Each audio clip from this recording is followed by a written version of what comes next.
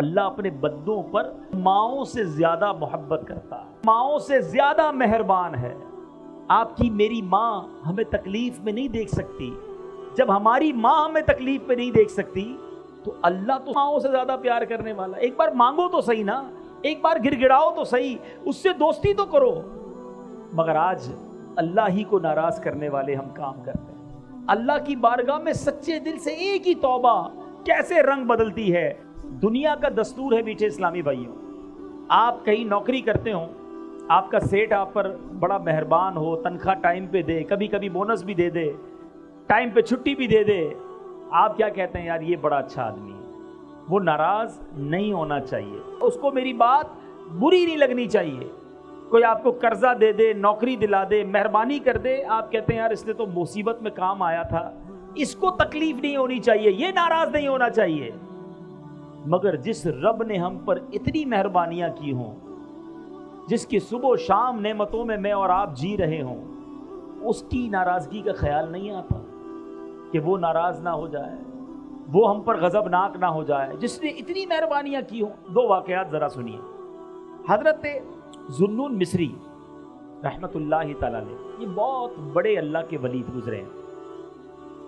ایک بار دریائے نیل کے ساحل پر آپ گئے، آپ نے اپنی سوچ میں مگن تھے کہ آپ نے اچانک دیکھا کہ ایک بچھو جو ہے بڑی تیزی کے ساتھ دریا کی طرف جا رہا ہے۔ آپ نے سوچا یہ بچھو دریا میں کیا کرنے جا رہا ہے؟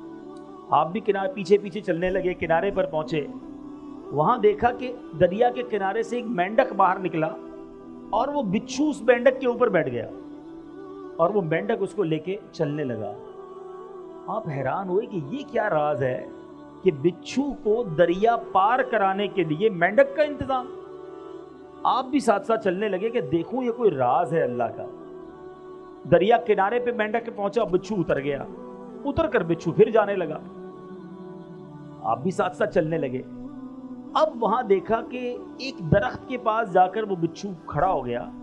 اس درخت کے نیچے ایک بندہ مدہوش، شراب کے نشے میں دھت پڑا ہوا ہے، بے ہوش، اور اس بے ہوش آدمی کو مارنے کے لیے ایک بڑا سانپ اپنا پھن پھیلائے تیار ہے کہ اب اس نے اس بے ہوش آدمی کو مار دینا ہے۔ اس بندے کو پتہ بھی نہیں وہ بے ہوش ہے۔ اتنے میں بچھو آیا اور اس نے تیزی کے ساتھ سانپ کو ڈنک مارا، سانپ اس ڈنک سے مر گیا، بچھو واپس چلا گیا۔ بندہ بے ہوش ہے، سانپ مارنے کے لیے آ گیا ہے، لیکن اللہ کا سسٹم، نظام دیکھو کہ بچھو کو مینڈک نے دریا پار کرایا، آ کر سانپ کو مارا، واپس چلا گیا۔ آپ قریب گئے اس کو جگانے کے لیے تو اس کے منہ سے شراب کی بو آنے لگی۔ آپ حیران ہو گئے کہ یا اللہ، یہ شرابی، اور اس کے لیے ایسی حفاظت، اس کے لیے ایسا نظام۔ اللہ اللہ اللہ اللہ۔ اب سورج غروب ہونے لگا تو وہ نوجوان، اس کی آنکھیں کھلی، وہ ہوش میں آیا۔ آپ نے جب سارا واقعہ اس کو سنایا، یہ سانپ جو مرا ہوا ہے یہ تجھے مارنے آیا تھا، اللہ نے تیرا کیسا انتظام کیا، اللہ نے تیری حفاظت کے لیے باقاعدہ ایک پورا سسٹم چلایا۔ اللہ اکبر، اللہ اکبر۔ وہ شخص مٹی اٹھا کر اپنے ماتھے پر ملنے لگا کہ میں اتنا گناہ گار، اتنا خطا کار، رب کی اتنی نافرمانی کرنے والا، مگر وہ ذات گناہ گاروں کو اتنا نوازتی ہے تو جو نیکیاں کرتا ہوگا اللہ اسے کتنا نوازے گا۔ جو اللہ کا پسندیدہ بندہ بن جائے گا رب اسے کتنا نوازے گا۔ یہ کہہ کر وہ بندہ جنگلوں میں نکل گیا۔ اے میرے میٹھے اسلامی بھائیوں، اب کیا سیکھا اس واقعے سے؟ ایسا کریم ہے ہمارا مولا۔ آپ اور میں گناہ کتنے کرتے ہیں، کبھی سوچا ہے؟ آپ کی میری کوئی ایک بات نہ مانے، ذرا سنیے گا میری بات۔ آپ کسی کو کہیں جناب بھائی یہ کام کر دو، وہ کہے میں تو نہیں کرتا۔ دوبارہ آپ تھوڑے دنوں بعد کہ بھائی جان مہربانی ایک کام کر دو، وہ کہے میں نہیں کرتا۔ تیسری بار آپ کہیں کہ بھائی میں نے کہا نا میں نہیں کرتا، چوتھی بار کہو گے اس کو؟ اچھا جس نے 3 بار آپ کی بات نہ مانی ہو، دعوت پہ بلاؤ گے؟ کوئی تحفہ دو گے اسے؟ مسکرا کر ملو گے؟ اپنی بات کرو۔ ہماری 2-3 بار کوئی بات نہ مانے، نہ ہم سیدھے منہ بات کریں گے، نہ مسکرائیں گے، نہ دعوت پر بلائیں گے، نہ تحفہ دیں گے۔ میں اور آپ روزانہ رب کی نافرمانی کر رہے ہیں، صبح و شام اسے ناراض کر رہے ہیں، کتنی غلطیاں کر رہے ہیں۔ کیا رب نے کھانا روک لیا؟ रब ने पानी रोक लिया, रब ने सांसें रोक ली, रब ने पैर वापस ले लिए, उसी ने दिए थे ना। हाथ ले लेता, आंखें ले लेता, जबान ले लेता। वो कैसा करीम है।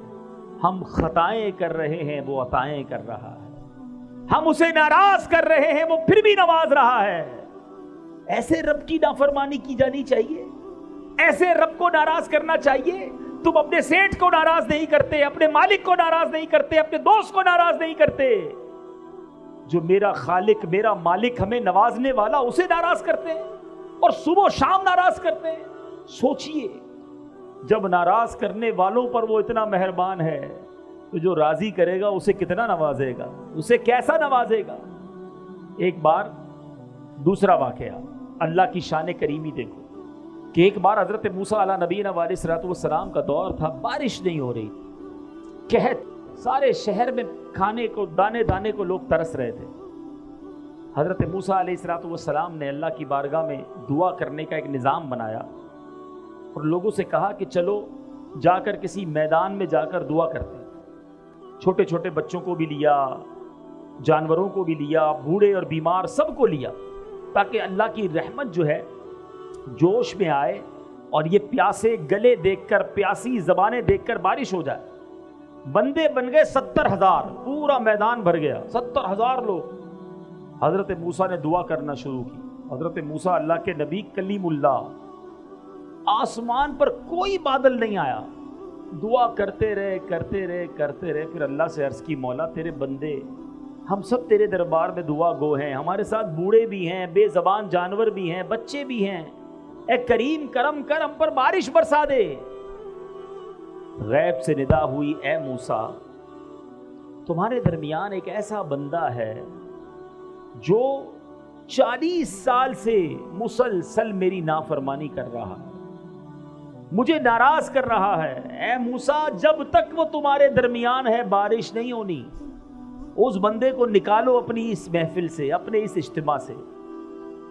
हजरत मूसा ने कहा, या अल्लाह 70,000 लोग हैं, मेरी आवाज़ सब तक कैसे पहुंचेगी? अभी तो पीछे तक मेरी आवाज़ इसलिए पहुंच रही है कि माइक लगा हुआ है। अगर माइक ना होता तो ये पीछे वाले मुझे ना सुन सकते थे, ठीक है ना? लेकिन 70,000 का, अल्लाह मैं आवाज़ तो लगाऊंगा, आवाज़ कैसे पहुंचेगी? इरशाद हुआ, ए मूसा आवाज़ लगाना तुम्हारा काम है, आवाज़ पहुंचाना हमारा काम। हजरत मूसा खड़े हो गए। आपने कहा, आज हमारे मजमे में एक ऐसा बंदा भी है जो 40 साल से अल्लाह को नाराज़ कर रहा है। ए वो शख्स जो 40 साल से अल्लाह के गज़ब को दावत दे रहा है, हमारे मजमे से निकल जा, तेरे गुनाहों की नहूसत की वजह से बारिश नहीं हो रही है। अब वो गुनाहगार बंदा बैठा तो था उस मजमे में, बंदे को तो पता होता है ना अंदर से कि मैं कितना बुरा हूं। वो सोचने लगा कि शायद ये बात किसी और से हो रही हो, इस मजमे में कोई और भी हो। वो दाईं देखता, बाईं देखता, कोई खड़ा ना हुआ।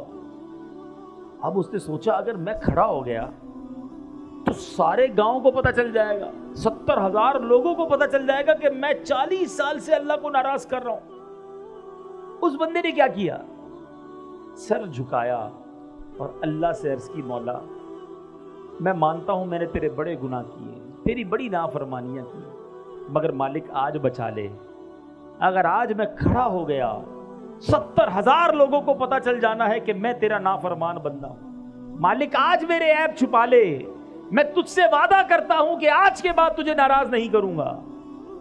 उस बंदे ने क्या किया? सिर्फ दिल से पुकारा। अल्लाह वो करीम है जो दिल की सुनता है। कोई अपॉइंटमेंट लेने की जरूरत नहीं है, कोई सेक्रेटरी की जरूरत नहीं है कि फलां साहब से मिलना है तो पहले सेक्रेटरी से अपॉइंटमेंट लो, पहले टाइम लो। नहीं, सर झुकाया और अल्लाह को पुकारा, ये है अपॉइंटमेंट। कोई बीच में वास्ता नहीं बंदे और रब के, जितनी बात करनी है करो। अब उसने क्या किया? दिल से पुकारा अल्लाह को।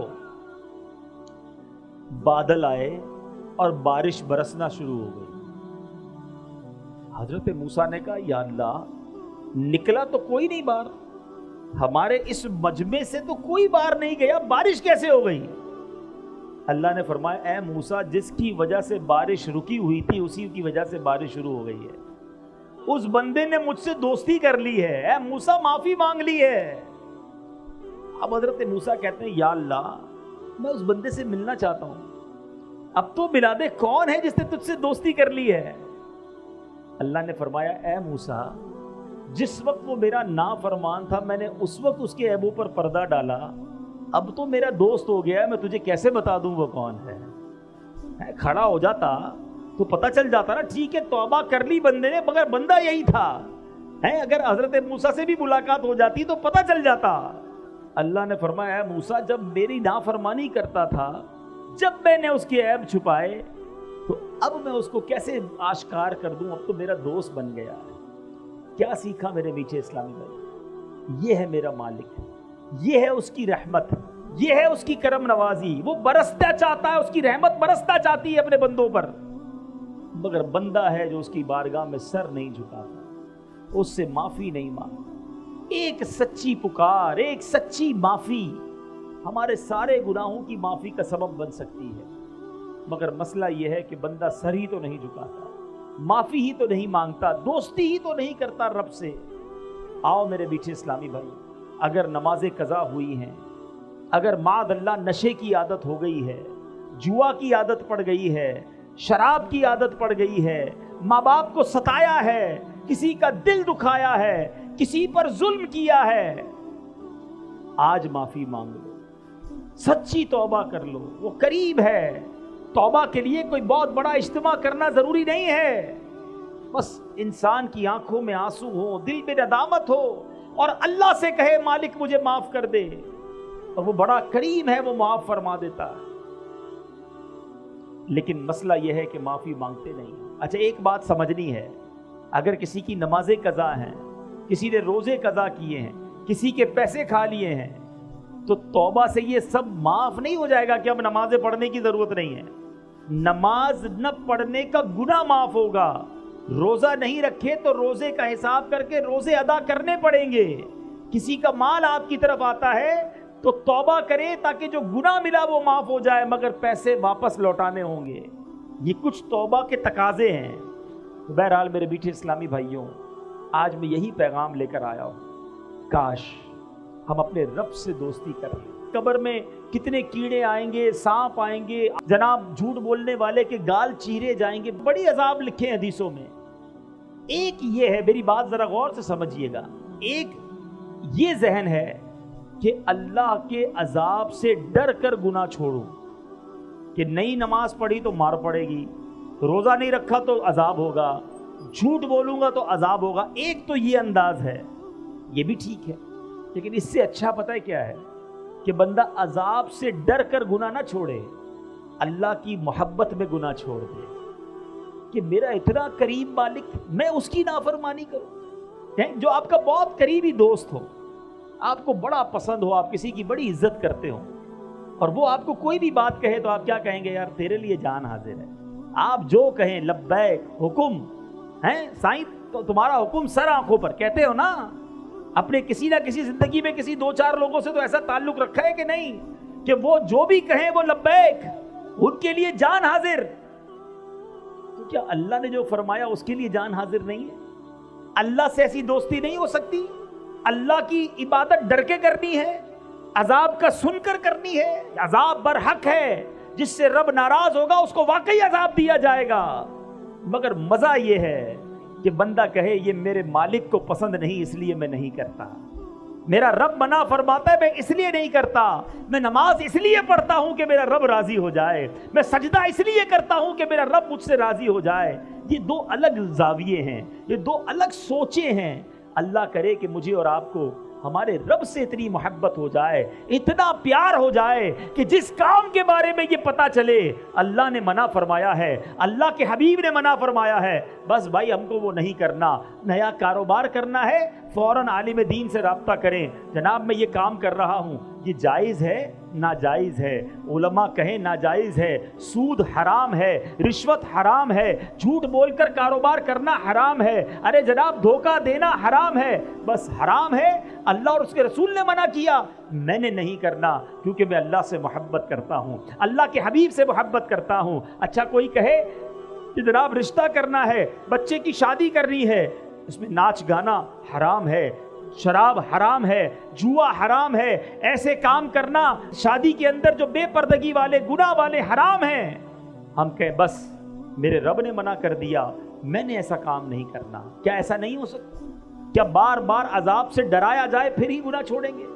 تو آج یہ پکی نیت کر لو کہ ہمارا رب کتنا کریم ہے، کیسا رحیم ہے، کیسا مہربان ہے، کیسا احسان کرنے والا ہے، کیسا نوازنے والا ہے۔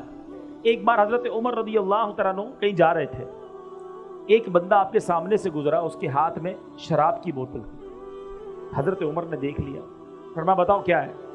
اچھا، حضرت عمر بڑے جلالی نا، فوری طور پر سزا سنانے والے، شراب کی بوتل ہاتھ میں۔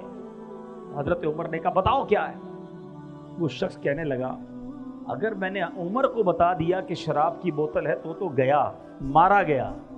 اب سامنے کھڑے حضرت عمر، کتنا وقت ملا ہوگا اس کو؟ اس نے دل ہی دل میں ٹیلی فون لائن فون نہیں ملانا پڑتا توبہ کے لیے، خط نہیں لکھنا پڑتا، دل ہی دل میں اللہ سے کہا یا اللہ آج بچا لے، عمر کے سامنے ذلیل ہونے سے بچا لے، اے اللہ آج کے بعد شراب نہیں پیوں گا۔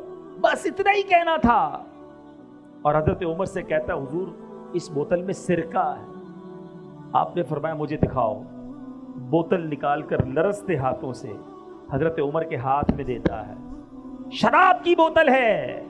حضرت عمر جیسے اس بوتل کو ہاتھ میں لیتے ہیں وہ سرکے میں تبدیل ہو چکی ہوتی ہے۔ یہ ہے میرا مالک، وہ عیبوں کو چھپانے والا، گناہوں کو معاف کرنے والا، بندوں کو بخشنے والا۔ پنجابی شاعر کہتے ہیں ایک گناہ میرے ماں پیو ویکھن مینوں عمری منہ نہ لاویں۔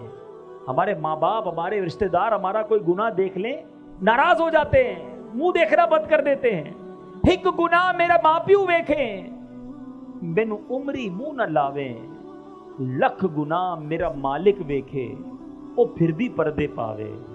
اللہ کو کتنے گناہ پتہ ہیں، ہمارے سب پتہ ہے، جو کیا وہ پتہ ہے، مگر ہماری عزتیں بھی باقی ہیں، لوگ ہمیں نیک بھی سمجھ رہے ہیں، ہماری واہ واہ بھی ہو رہی ہے، مگر وہ مالک جانتا ہے کہ کب کب کہاں کہاں کیسے کیسے ہم نے اسے ناراض کرنے والے کام کیے۔ دنیا کا دستور ہے میرے میٹھے اسلامی بھائیوں، کام تھوڑا کرے نا تو مزدوری تھوڑی ملتی ہے، کام مشکل کرے، محنت زیادہ کریں تو پھر مزدوری زیادہ ملتی ہے۔ مگر اللہ کی رحمت دیکھو، کام تھوڑا کرو پھر بھی برکتیں زیادہ عطا فرماتا ہے۔ 100 بار درود پاک میں کتنی دیر لگتی ہے؟ تسبیح ہاتھ میں لیں، آدھے گھنٹے میں آپ کے 100 درود پاک پورے ہو جائیں گے، شاید آدھے گھنٹے سے بھی پہلے پورے ہو جائیں گے۔ لیکن نیکیاں، اجر، ثواب، انعام کتنا زیادہ ہے۔ ہر دوسرے آدمی کے ہاتھ میں موبائل فون ہے اور گھنٹوں موبائل پر لگے رہتے ہیں، اپنا وقت ضائع کرتے ہیں۔ ایسا نہ کریں، یہ زندگی ایک ہی بار ملے گی، ایکسٹرا ٹائم نہیں ملے گا۔ اسی زندگی میں آخرت کی تیاری کرنی ہے۔ جو موبائل کا استعمال کرتے ہیں نا، میری بات جلدی سمجھ جائیں گے، ہمارے موبائل پر ایک کبھی کبھی میسج آتا ہے کہ آپ کا بیلنس ختم ہونے والا ہے، پیسے ڈلوا لیجئے، آتا ہے نا میسج۔ انٹرنیٹ اگر پیکج لیا ہے تو پھر میسج آئے گا کہ انٹرنیٹ پیکج ختم ہونے والا ہے، تھوڑا ہی رہ گیا ہے، جلدی سے پیسے ڈلوا لیجئے۔ اب جس کے پاس پیسے ہوتے ہیں وہ ڈلوا لیتا ہے۔ لیکن زندگی ختم ہونے سے پہلے کوئی میسج نہیں آئے گا کہ جناب آپ کی زندگی 1 مہینہ رہ گئی ہے، اب آخری 15 دن ہے، توبہ کر لیجئے، اب 1 ہفتہ رہ گیا ہے، اللہ کو راضی کر لیجئے، اب سجدے کر لیجئے، اب توبہ کر لیجئے۔ نہیں، کوئی میسج نہیں آئے گا، کوئی پیغام نہیں آئے گا۔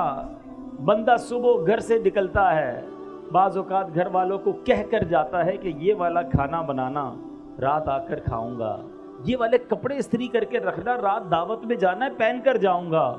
کپڑے استری کیے ہوئے رہ جاتے ہیں، کھانا تیار رہتا ہے، مگر بندہ نہیں آتا، اس کی لاش آتی ہے، اس کا جنازہ آتا ہے۔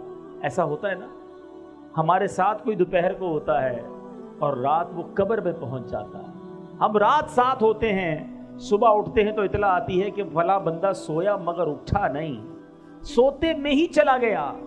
یہ میں نئی باتیں تو نہیں کر رہا نا، تو جب ایک ہی زندگی ملی ہے اور اس کے اختتام کا پتہ بھی نہیں ہے، کبھی بھی جا سکتے ہیں، تو پھر ہم کیوں گناہ کرتے ہیں، پھر کیوں غفلت کی زندگی گزارتے ہیں، پھر کیوں وقت ضائع کرتے ہیں؟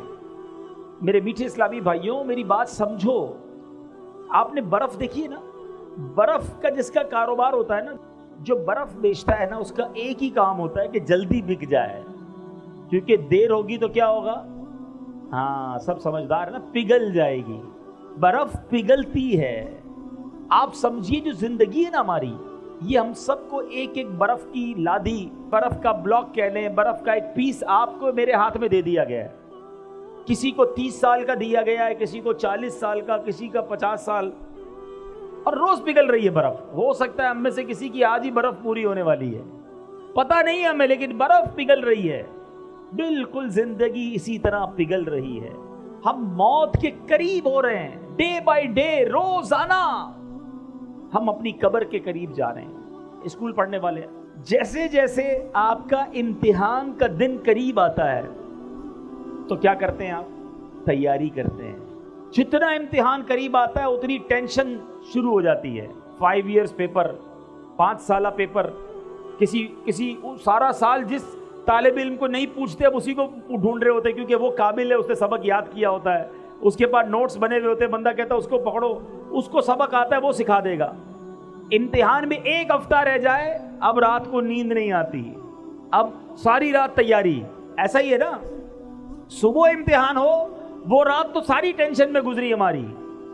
میں آپ سے پوچھتا ہوں، تمہارا امتحان قریب آتا ہے، تمہیں فکر شروع ہو جاتی ہے، کیوں یہ احساس نہیں ہوتا کہ ہر گزرنے والا دن میں قبر کے امتحان کے قریب ہو رہا ہوں؟ ہم نے قبر میں جا کر بھی ایک امتحان دینا ہے۔ اسکول کے پیپر میں فیل ہو گئے تو کیا ہوگا مجھے بتاؤ نا، دوبارہ اگلے سال پھر وہی جماعت پڑھنی پڑے گی، اور تو کچھ نہیں ہوگا نا۔ لیکن قبر کے امتحان میں جو فیل ہوا نا، اس کو ایسا نہیں ہوگا کہ دوبارہ سپلیمنٹری ضمنی پیپر دینے کا موقع دیا جائے گا، نہیں، ادھر امتحان ہوا، ادھر فیل ہوا، ادھر جہنم کا عذاب شروع ہو گیا، یہ ایک ہی بار دینے کا موقع ملے گا۔ سمجھو بات، میں نے بھی وہ امتحان دینا ہے، آپ نے بھی وہ امتحان دینا ہے۔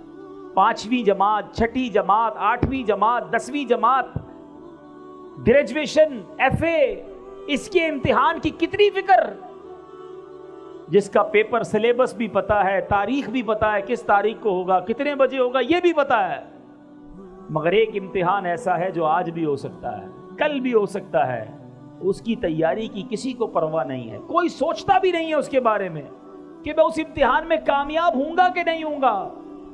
یہ کیسی غفلت ہے، یہ کیسی سستی ہے۔ اے میرے نوجوان، بڑی تعداد میں ماشاءاللہ میں دیکھ رہا ہوں، بہت بڑی تعداد میں نوجوان ہیں، آپ سب نوجوان ہیں، اپنی آخرت کی فکر کیوں نہیں کرتے؟ کیوں اللہ کو ناراضی والے کام کرتے ہیں؟ تو ایک کام آج، پہلا میسج آج کے بیان کا لے لیجئے کہ انشاءاللہ اب روزانہ کثرت سے درود پاک پڑھیں گے انشاءاللہ۔ چلتے پھرتے اٹھتے بیٹھتے درود پڑھتے رہیے، رحمتیں نازل ہوں گی۔ ایک درود پڑھیں 10 نیکیاں بھی ملتی ہیں، 10 گناہ بھی معاف ہو جاتے ہیں۔ فائدہ ہے نا، گناہ بھی تو کر رہے ہیں وہ معاف ہو جائیں گے، توبہ بھی کرتے رہے، گناہ بھی انشاءاللہ معاف ہوں گے۔ درود پاک پڑھیں گے انشاءاللہ۔